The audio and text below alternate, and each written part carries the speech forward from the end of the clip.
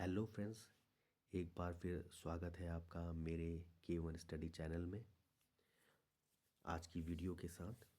तो आज इस वीडियो में हम देखने वाले हैं उत्तराखंड के कुछ इम्पोर्टेंट MCQs को, जो आने वाले एग्ज़ाम में काफ़ी इम्पोर्टेंट हो सकते हैं।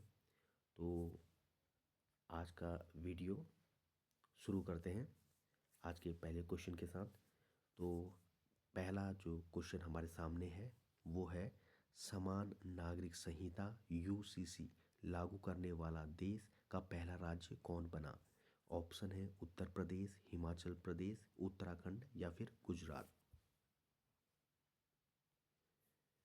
तो जो समान नागरिक संहिता यूनिफॉर्म सिविल कोड लागू करने वाला देश का पहला राज्य है वो है ऑप्शन नंबर सी, उत्तराखंड। इसके बारे में थोड़ा जान भी लेते हैं। स्वतंत्रता के बाद समान नागरिक संहिता यूनिफॉर्म सिविल कोड UCC लागू करने की दिशा में ठोस कदम उठाने वाला भारत का पहला राज्य उत्तराखंड है। उत्तराखंड सरकार ने मई 2022 में UCC का मसौदा तैयार करने के लिए एक विशेषज्ञ पैनल के गठन की घोषणा की। 27 जनवरी 2025 से उत्तराखंड में UCC लागू हो गया, जिससे यह ऐसा करने वाला देश का पहला राज्य बन गया। UCC का उद्देश्य विवाह, तलाक, उत्तराधिकार और गोद लेने जैसे व्यक्तिगत मामलों को नियंत्रित करने वाले कानूनों के एक सामान्य सेट से धार्मिक ग्रंथों और रीति रिवाजों पर आधारित व्यक्तिगत कानूनों को बदलना है। बढ़ते हैं अगले क्वेश्चन की तरफ। क्वेश्चन नंबर 2, उत्तराखंड में UCC लागू करने की तिथि क्या है। 26 जनवरी 2024, 27 जनवरी 2024, 1 फरवरी 2024 या फिर 15 अगस्त 2024।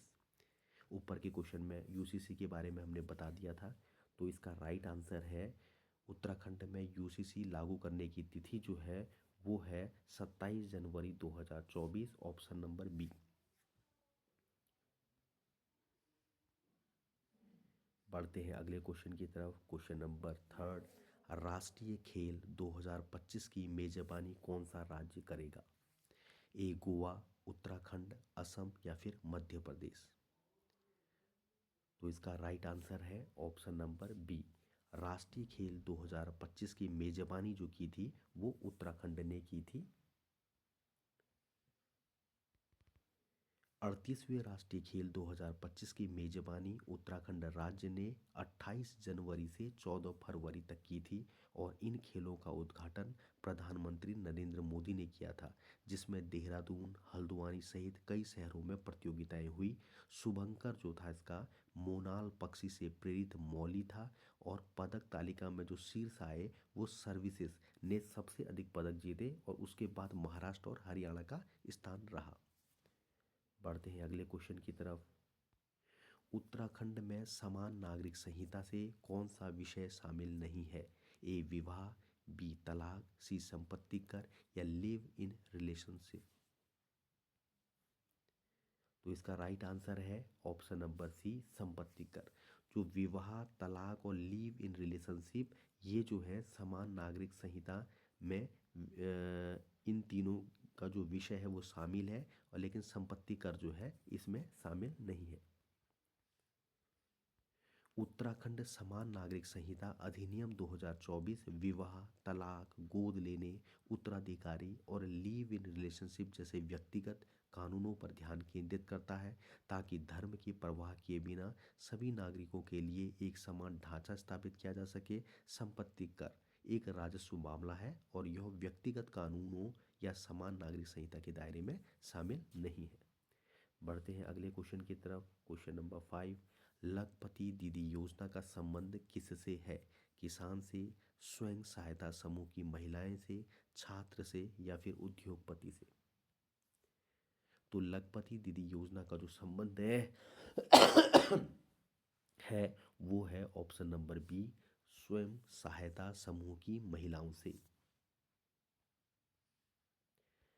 थोड़ा जान लें। लखपति दीदी योजना दीनदयाल अंत्योदय योजना राष्ट्रीय ग्रामीण आजीविका मिशन DAY/NRLM के तहत एक पहल है, जिसका उद्देश्य ग्रामीण महिलाओं को आर्थिक रूप से स्वतंत्र बनाना है। इस योजना के तहत स्वयं सहायता समूह एसएचजी की महिलाओं को कौशल प्रशिक्षण और व्यवसाय शुरू करने के लिए ऋण सहायता प्रदान की जाती है, ताकि वे प्रतिवर्ष कम से कम रुपया 1 लाख की आय अर्जित कर सकें। उत्तराखंड के मुख्यमंत्री पुष्कर सिंह धामी ने 4 नवंबर 2022 को देहरादून में लखपति दीदी योजना का शुभारंभ किया। यह योजना राज्य की महिलाओं को सशक्त बनाने के लिए सरकार का हिस्सा है। लखपति दीदी योजना राष्ट्रीय ग्रामीण आजीविका मिशन NRLM के तहत उत्तराखंड सरकार के ग्रामीण विकास विभाग द्वारा शुरू की जा रही है। बढ़ते हैं अगले क्वेश्चन की तरफ।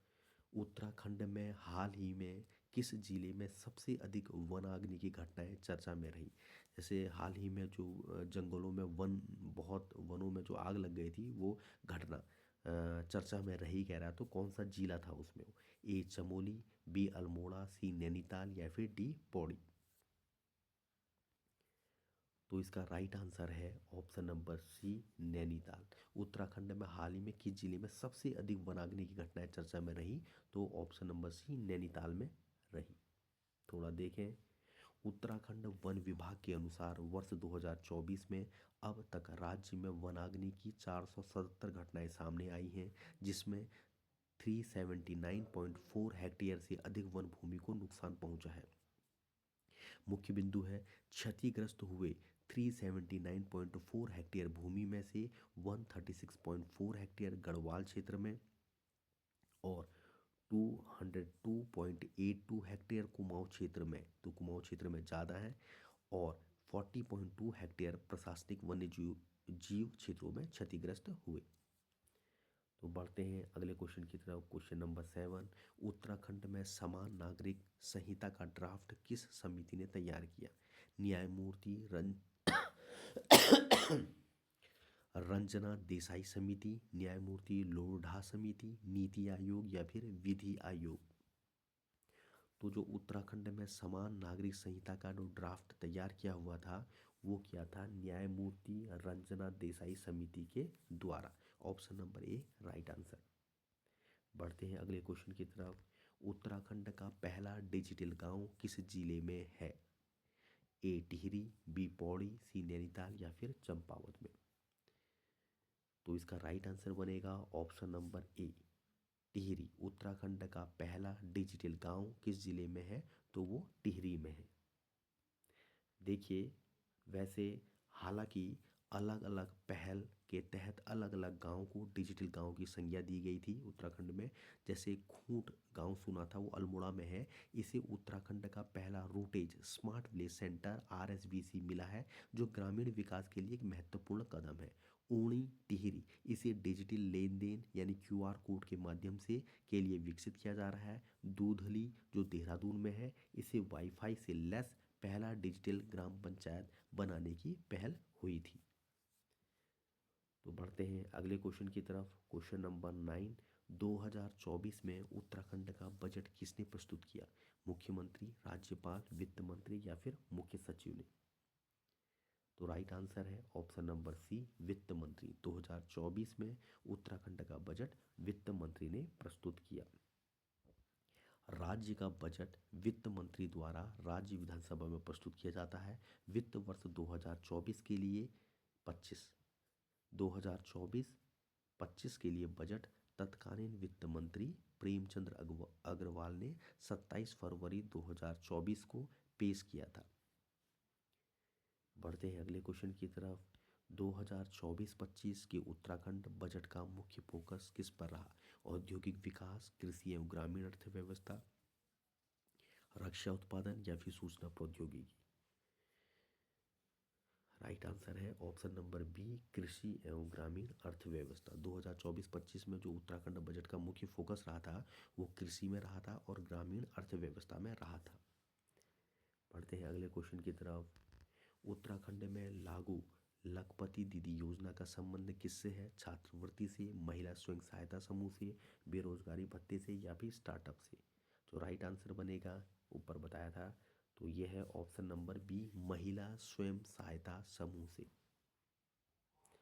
बढ़ते हैं अगले क्वेश्चन की तरफ। उत्तराखंड में समान नागरिक संहिता के अंतर्गत किस पर प्रतिबंध लगाया गया? लिव इन रिलेशन पे, बहुविवाह पे, अंतरजातीय विवाह पे या फिर तलाक पे। तो राइट आंसर है ऑप्शन नंबर बी, बहुविवाह पर प्रतिबंध लगाया था समान नागरिक संहिता के अंतर्गत उत्तराखंड में। थोड़ा जान लें, उत्तराखंड समान नागरिक संहिता यूसीसी विधेयक 2024 के तहत बहुविवाह पर प्रतिबंध लगाया गया है। संहिता सभी धर्मों के लिए विवाह और तलाक के मामले में एक समान कानून स्थापित करती है। बहुविवाह पर प्रतिबंध कानून स्पष्ट करता है कि विवाह करने वाले व्यक्ति का कोई जीवित जीवन साथी नहीं होना चाहिए। प्रभावी रूप से बहुविवाह पर रोक लगाता है। लिव इन रिलेशन के बारे में है कि लिव इन रिलेशनशिप को प्रतिबंधित नहीं किया गया है, बल्कि इसके लिए पंजीकरण अनिवार्य कर दिया गया है। तलाक विधेयक तलाक के लिए एक सामान्य और समान प्रक्रिया निर्धारित करता है, लेकिन तलाक पर पूरी तरह प्रतिबंध नहीं लगाता। अंतरजातीय विवाह पर कोई प्रतिबंध नहीं है। संहिता विवाह को धार्मिक मान्यताओं और प्रथाओं के अनुसार संपन्न होने की अनुमति देती है। अगला क्वेश्चन, 2011 में उत्तराखंड का राजकीय खेल कौन घोषित किया गया था? ये आप लोगों को पता है। राइट आंसर है ऑप्शन नंबर बी, फुटबॉल जो है हमारे उत्तराखंड का राजकीय खेल है, जो 2011 में जिसको घोषित किया गया था। बढ़ते हैं अगले क्वेश्चन की तरफ। क्वेश्चन नंबर 14, 2025 में उत्तराखंड का पहला AI आर्टिफिशियल इंटेलिजेंस आधारित ट्रैफिक सिस्टम कहाँ शुरू हुआ? ए हरिद्वार, बी देहरादून, सी हल्द्वानी, डी रुड़की। तो राइट आंसर है ऑप्शन नंबर बी, देहरादून। 2025 में उत्तराखंड का पहला AI आधारित ट्रैफिक सिस्टम कहाँ शुरू हुआ? देहरादून में। अगला क्वेश्चन, उत्तराखंड में 2025 में शुरू की गई ग्रीन चारधाम योजना का उद्देश्य क्या है? सड़क चौड़ीकरण से, पर्यावरण संरक्षण से, होटल निर्माण से या फिर रोपवे निर्माण से? तो जो ग्रीन चारधाम योजना है वो है पर्यावरण संरक्षण से।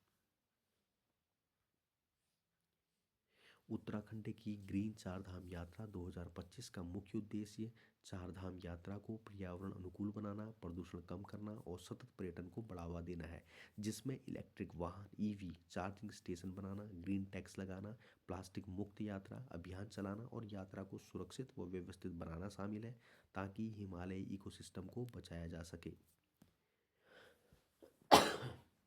अगला क्वेश्चन, सुमित्रा नंदन पंत निम्न में से किस रूप में विख्यात है? भक्तिवादी कवि के रूप में, प्रगतिवादी कवि के रूप में, छायावादी कवि के रूप में या फिर वीर रस कवि के रूप में? तो उत्तराखंड में जो सुमित्रा नंदन पंत हैं वो मुख्य रूप से छायावादी कवि के रूप में जाने जाते हैं। अगला क्वेश्चन, औपनिवेशिक कुमाऊं गढ़वाल के निम्नलिखित में से किस आयुक्त ने राजस्व पुलिस प्रणाली की शुरुआत की? George William Traill, lieutenant colonel Gardiner, sir Henry Ramsay या डेनियल इबॉट्सन ने? तो जो औपनिवेशिक कुमाऊं गढ़वाल था उसमें जो राजस्व पुलिस प्रणाली की शुरुआत की हुई थी वो की हुई थी सर हेनरी रामजे ने। तो ऑप्शन नंबर तीसरा जो है वो राइट आंसर है। बढ़ते हैं अगले क्वेश्चन की तरफ। निपुण उत्तराखंड अभियान किससे जुड़ा हुआ है? खेल से, शिक्षा से, स्वास्थ्य से या फिर पर्यटन से? तो जो निपुण उत्तराखंड अभियान है वो मुख्य रूप से शिक्षा से जुड़ा हुआ है। Option number B right answer. देख लें, NIPUN निपुण का full form National Initiative for Proficiency in Reading with Understanding and Numeracy है, जिसका हिंदी अर्थ संख्यात्मक ज्ञान के साथ पठन में निपुणता के लिए राष्ट्रीय पहल है और यह भारत सरकार के शिक्षा मंत्रालय द्वारा 2020 की नई शिक्षा नीति के तहत 3 से 9 वर्ष के बच्चों में बुनियादी साक्षरता और संख्यात्मकता को मजबूत करने के लिए शुरू किया गया एक मिशन है, जिसका उद्देश्य 2026 और 27 तक प्राथमिक स्तर पर बच्चों को पढ़ने लिखने और गणित में सक्षम बनाना है। तो बढ़ते हैं अपने अगले क्वेश्चन की तरफ। मुख्यमंत्री वात्सल्य योजना का लाभ किसे दिया जाता है? वृद्ध, अनाथ बच्चे, दिव्यांग या फिर महिलाएं। तो जो मुख्यमंत्री वात्सल्य योजना है वो संबंधित है अनाथ बच्चों से। उत्तराखंड की मुख्यमंत्री वात्सल्य योजना उन बच्चों को वित्तीय सहायता प्रदान करती है जिन्हें कोविड-19 महामारी या अन्य बीमारियों के कारण अपने माता पिता या अभिभावकों को खो दिया है। इस योजना के तहत पात्र बच्चों को प्रति माह ₹3000 की आर्थिक सहायता दी जाती है। यह योजना विशेष रूप से अनाथ और बेसहारा बच्चों की देखभाल और सहायता के लिए बनाई गई। 2 अगस्त 2021 को उत्तराखंड के मुख्यमंत्री पुष्कर सिंह धामी ने कोरोना काल में बेसहारा हुए बच्चों के लिए मुख्यमंत्री वात्सल्य योजना का विधिवत शुभारंभ किया। बढ़ते हैं अगले क्वेश्चन की तरफ। और इस वीडियो का अंतिम क्वेश्चन, निम्नलिखित में से अंग्रेजों ने किस शासक को CSI की उपाधि से सम्मानित किया था? प्रताप शाह को, भवानी शाह को, कीर्ति शाह को या फिर सुदर्शन शाह को? तो जो राइट आंसर है वो है ऑप्शन नंबर सी, कीर्ति शाह को। अंग्रेजों ने CSI की उपाधि से सम्मानित जो किया था वो कीर्ति शाह को किया था। तो आज की इस वीडियो के 20 क्वेश्चन पूरे हुए। तो बस आज की वीडियो में इतना ही। और अगर वीडियो पसंद आए तो लाइक करें और प्लीज़ मेरे चैनल K1 स्टडी को सब्सक्राइब करें। तो मिलते हैं अगले वीडियो में कुछ और जानकारी के साथ। तब तक के लिए धन्यवाद।